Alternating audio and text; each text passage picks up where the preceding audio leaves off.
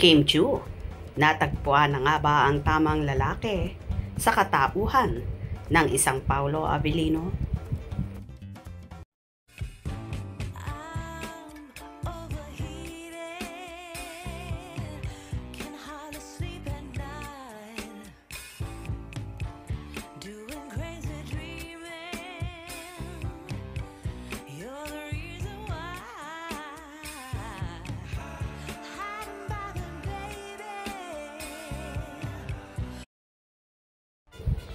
Tila wala na nga makakapigil pa sa pagmamahala ng magka-love team na sina Kim Chiu at Paolo Avellino.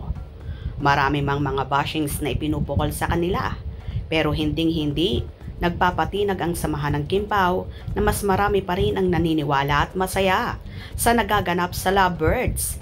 Sabi nga ng marami, tila nahanap na ng aktres ang tamang lalaki na malayong malayo sa mga naging karelasyon niya dati. Kung dati, maingay at masyadong ma-social media ang kanilang pag-iibigan, kabaliktaran ngayon dahil halos ayaw ng Kim Pao ang PDA or publicity. Mas happy sila na sila lang dalawang nakakalam na kahit naman obvious na alam na ng buong universe na sila ay magkasintahan na.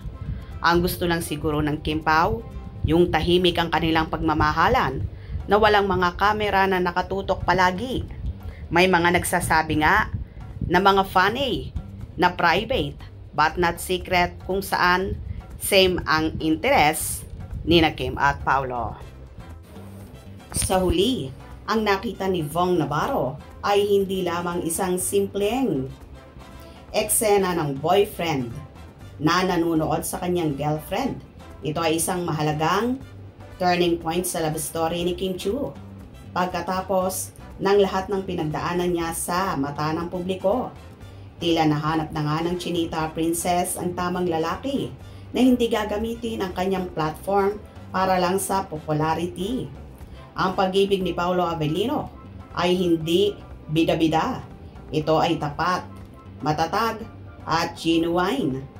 Ang Kim Pao ay nagpapakita sa atin na ang pinakamagandang kwento ng pag-ibig ay hindi laging ang pinakamagandang headline, kundi ang pinakatahimik na sandali.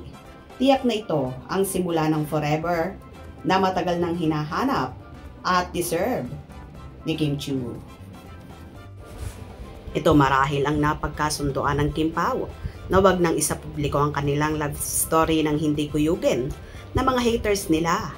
May mga nagsasabi namang ilang katrabaho ng dalawa na si Paolo daw ay ready nang ipagsigawan si Kimi sa buong mundo at aminin ang relasyon sa dalaga.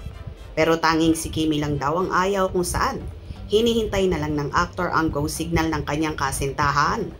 Worried din kasi si Paolo sa mga balitang kumakalat tungkol sa mga masusugid na manliligaw ng aktres, kaya naman siguro atat nang aminin ni Pao ang relasyon kay Kim para manahimik na rin ang mga makukulit at asungot na palaging sunod ng sunod sa dalaga. Siyempre, takot lang ang aktor na maagaw pa sa kanya ang aktres dahil matagal niya itong pinangarap at minamanifest. Kaya ayaw na nga niyang pakawalan pa ang queen of the dance floor. Kaya naman, todo bakod at bantay na halos walang makalapit sa dalaga.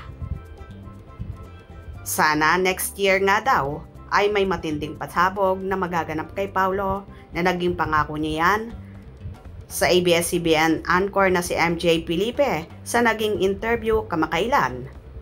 Hinala naman ang solid Kim Pao fanay na posible kaya bang engagement or kasalan na magaganap sa Kim Pao next year? Kaya pakaabangan natin yan. Hope you enjoyed. Please subscribe for more info.